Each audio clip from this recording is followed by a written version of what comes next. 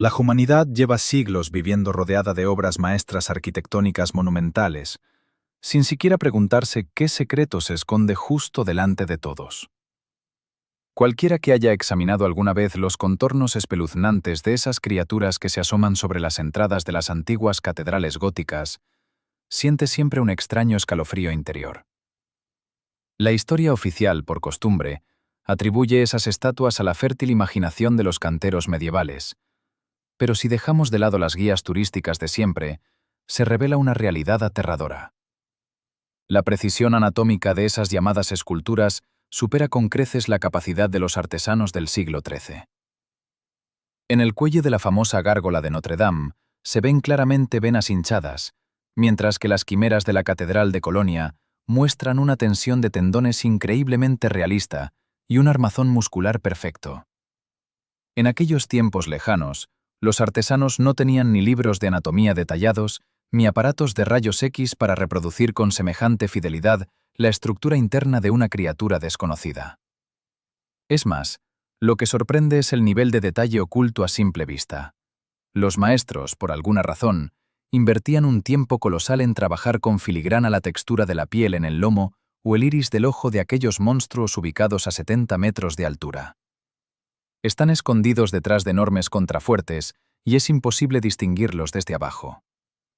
La afirmación tradicional de que los grandes arquitectos del pasado pasaron décadas y miles de horas hombre, creando miles de figuras agresivas, solo para que el agua de lluvia escurriera de forma estética, suena completamente absurda. La verdadera razón de semejante precisión está en otro lugar, y para entenderla, basta con echar un vistazo a los fríos cálculos matemáticos y a la logística, que destruyen por completo la cronología habitual. Si uno acepta la versión oficial, la escala y la lógica de la construcción medieval llegan a un callejón sin salida total. Nos aseguran que miles de figuras complejísimas se crearon a mano en una época donde la humanidad apenas podía con el hambre y las epidemias. Las simples matemáticas destruyen por completo este mito. Tomemos como ejemplo la Catedral de Colonia, cuyos muros están adornados con más de 3.000 esculturas únicas. Incluso si imaginamos que un solo artesano de altísimo nivel dedicara 3 meses de trabajo continuo a una sola figura detallada, para toda la obra se necesitarían más de 750 años de trabajo puro de una sola persona. Y cada quimera es única. No tienen caras ni posturas iguales, lo que descarta por completo la producción en cadena o el moldeado con una sola forma. Mucho más extraño resulta la ausencia total de rastros de esta producción gigantesca en las crónicas históricas y las excavaciones arqueológicas. Al tallar miles de figuras complejas de piedra, inevitablemente tendrían que haber quedado montañas de material defectuoso, depósitos colosales de astillas, borradores, bocetos y cementerios enteros de piezas fallidas. El oficio de la talla de piedra es una cadena de prueba y error, pero los arqueólogos no encuentran nada parecido alrededor de las catedrales. Da la impresión de que esas estatuas de piedra de muchas toneladas aparecieron en lo alto ya completamente terminadas.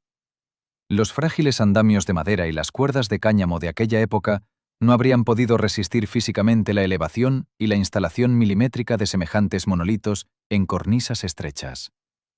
Se va formando la firme sensación de que estas criaturas no se crearon en la tierra, sino que llegaron a los muros de las catedrales de una manera completamente distinta. El análisis biomecánico de sus cuerpos señala que no estamos ante un producto de la fantasía de artesanos, sino ante organismos vivos perfectos, creados para fines específicos. Si aceptamos la versión oficial, la escala y la lógica de la construcción medieval llegan a un callejón sin salida absoluto. Nos aseguran que miles de figuras complejísimas se crearon a mano en una época donde la humanidad apenas podía con el hambre y las epidemias. Las simples matemáticas destruyen por completo este mito. Tomemos como ejemplo la Catedral de Colonia, cuyos muros están adornados con más de 3.000 esculturas únicas. Incluso si imaginamos que un solo maestro de alto nivel dedicara 3 meses de trabajo continuo a crear una figura detallada, para toda la obra se necesitarían más de 750 años de trabajo puro de una sola persona. Y cada quimera es única, no tienen rostros ni posturas iguales, lo que descarta por completo la producción en cadena o el moldeado a partir de una sola forma. Mucho más extraño resulta la total ausencia de rastros de esta producción gigantesca en las crónicas históricas y en las excavaciones arqueológicas. Al tallar miles de figuras de piedra tan complejas, inevitablemente tendrían que quedar montañas de material defectuoso, depósitos colosales de astillas, borradores, bocetos y cementerios enteros de piezas malogradas. El oficio de cantero es una cadena de prueba y error, pero los arqueólogos no encuentran nada parecido alrededor de las catedrales. Da la impresión de que esas estatuas de piedra de varias toneladas aparecieron en lo alto ya completamente terminadas. Los frágiles andamios de madera y las cuerdas de cáñamo de aquella época no habrían podido soportar físicamente la elevación y la instalación tan delicada de esos monolitos en cornisas tan estrechas. Se forma una sensación persistente de que estas criaturas no se crearon en la tierra, sino que llegaron a los muros de las catedrales de una manera completamente distinta. El análisis biomecánico de sus cuerpos indica que no estamos ante un producto de la imaginación de artesanos, sino ante organismos vivos perfectos, creados para fines concretos. Al realizar un análisis biomecánico detallado de la estructura de las quimeras, resulta evidente que sus cuerpos fueron diseñados con una precisión ingenieril impecable. No es un amontonamiento caótico de garras y alas, sino proporciones fisiológicamente justificadas, perfectamente adecuadas para el vuelo rápido y el combate. La caja torácica modificada, con una quilla ósea pronunciada, indica una musculatura potentísima, necesaria para mantener un cuerpo masivo en el aire. La diferenciación de los dientes, con hendiduras microscópicas cerca de las encías, y la disposición específica de las articulaciones los revelan como depredadores peligrosísimos. Todo esto sugiere la existencia, en un pasado lejano, de tecnologías de empalme genético altamente desarrolladas, mediante las cuales se criaban organismos biomecánicos perfectos.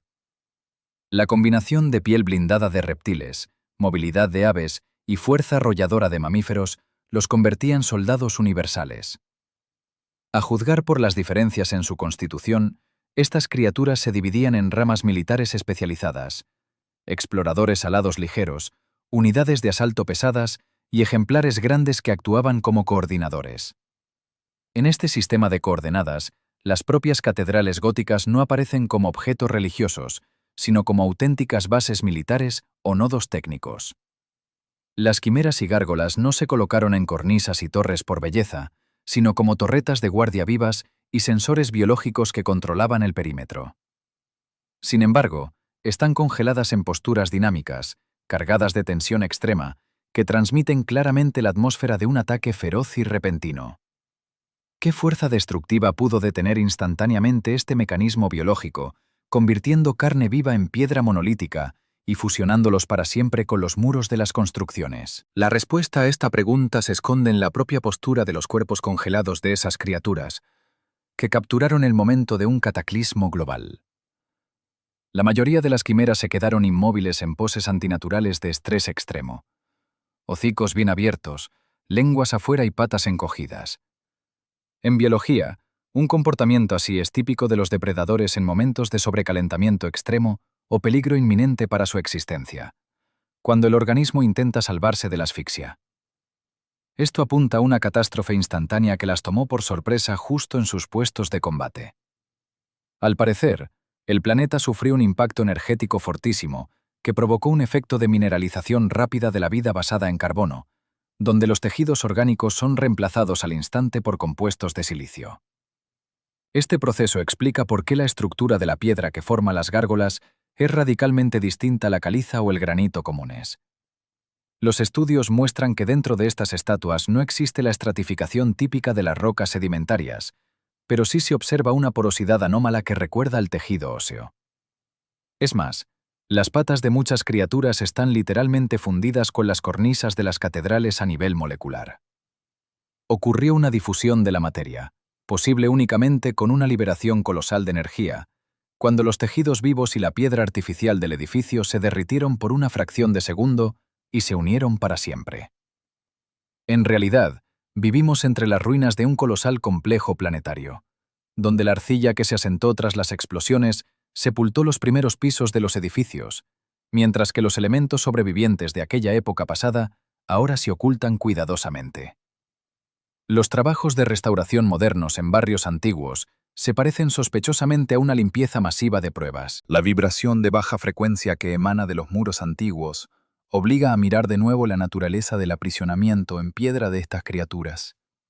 Existe un fundamento científico-biológico profundo de que las gárgolas no fueron destruidas por completo, sino que se hallan en un estado de anabiosis profundísima. En la naturaleza actual, algunos organismos son capaces de secar por completo su cuerpo, entrando en un estado de vida latente donde el metabolismo cae prácticamente a cero, volviéndolos indistinguibles de un objeto inanimado.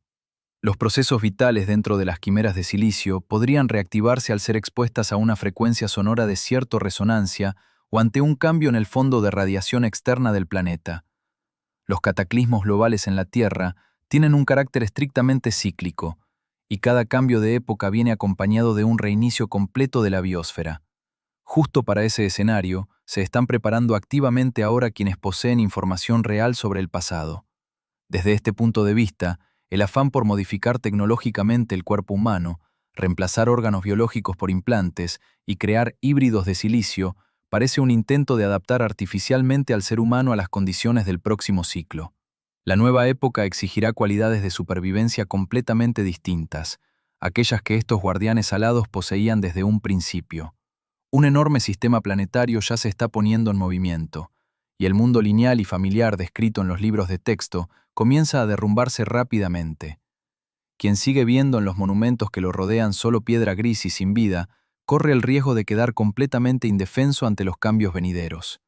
Tomar conciencia de los mecanismos ocultos de la historia es el primer paso, y el más importante, hacia el despertar propio del sueño mental impuesto. El tiempo de consumo ciego de información se acaba para siempre, porque cuando la señal incrustada en la arquitectura antigua active toda su fuerza, la piedra centenaria sobre las cabezas de las ciudades despreocupadas temblará inevitablemente. La historia vive cuando se cuenta.